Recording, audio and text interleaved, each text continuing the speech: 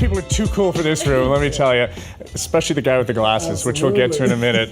So if I go like this, they're like 3D glasses. If I go like this, am I suddenly in 3-dimension on this two-dimensional? You are, but whenever I'm at home and I'm creating something, I put these on for whatever reason it works. So I brought them here tonight, hoping that I'm going to get this win tonight. So makes you cross-eyed, I would imagine. Okay, so if you live near an independent music store, you probably noticed that it was a lot busier this weekend because Saturday was Record Store Day.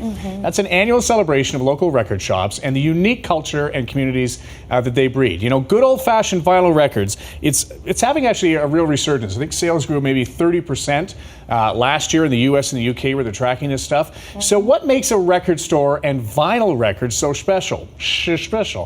Here to explain, to offer some new music. You threw me with the glasses. I tell you. You know, our usual great panel here, soul musician, I'm having trouble with my S's, Sean Jones, and you're Sean Jones, singer-songwriter Jacelyn Holmes, online editor for The Grid, Stuart Berman. All of you have S's. I better stop talking now.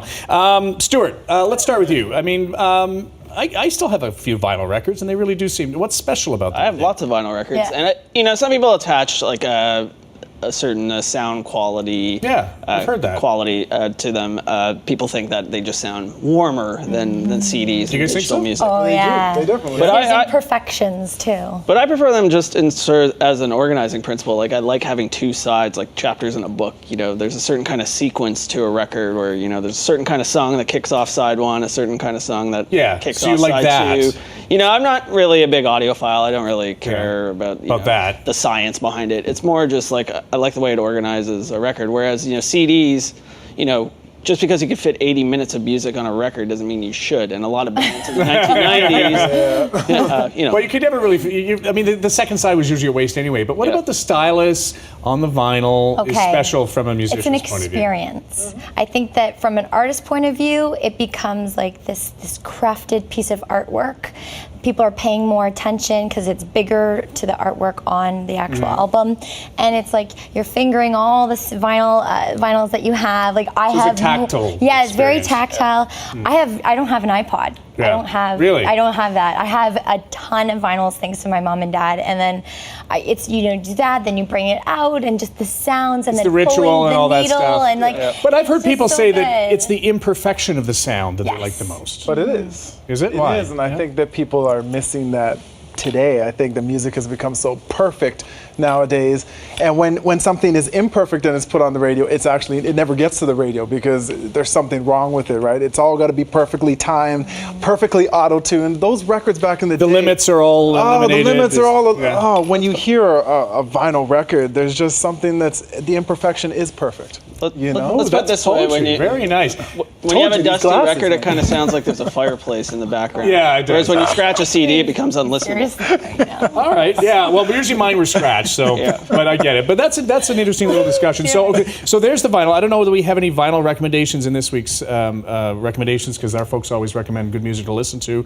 But I think you guys had the same choice. Right? Yes, we did. Yes. I have a share backup. The win. Okay, if you get it. Okay, you have a backup. What's your backup? My backup is the OCs, or a band from San Francisco, who definitely put out a lot of music on vinyl, and they're a very prolific band. They put out something like 9 records in the last 6 years, and they're so prolific that in December they announced they were going on hiatus and have released a new record anyways.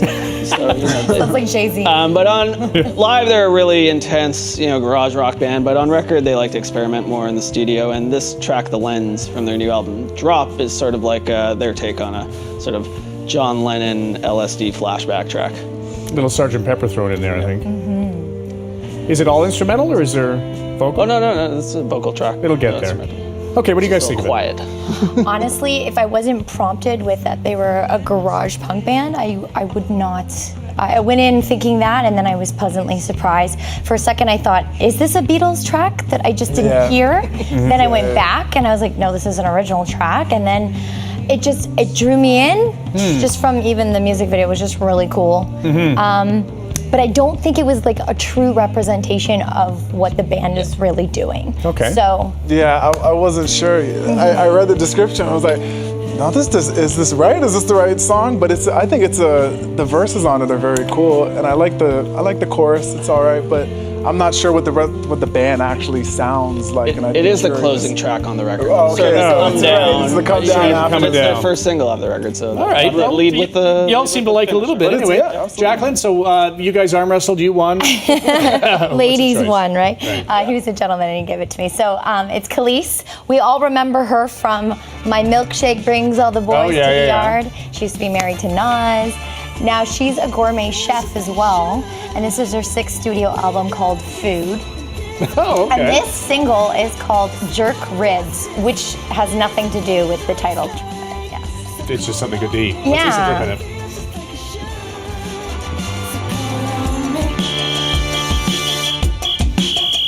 That's kind of moving me. What do you think, Sean?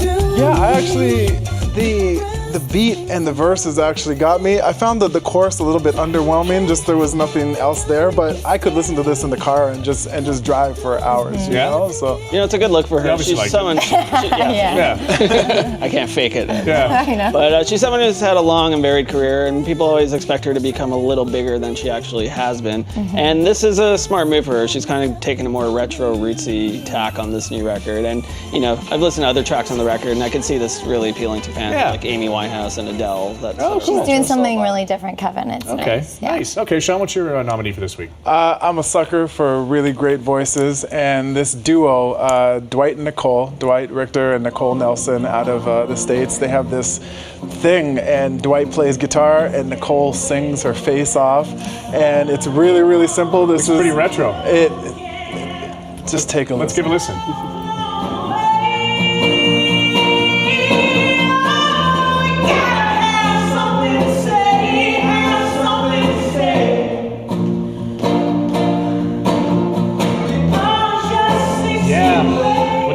Sometimes the simplest things Yeah. come in the best This is tough. This is a packages. tough week. And she has a way of living the song in the Yeah, moment it's like- that It's the is performance, so huh? beautiful to see.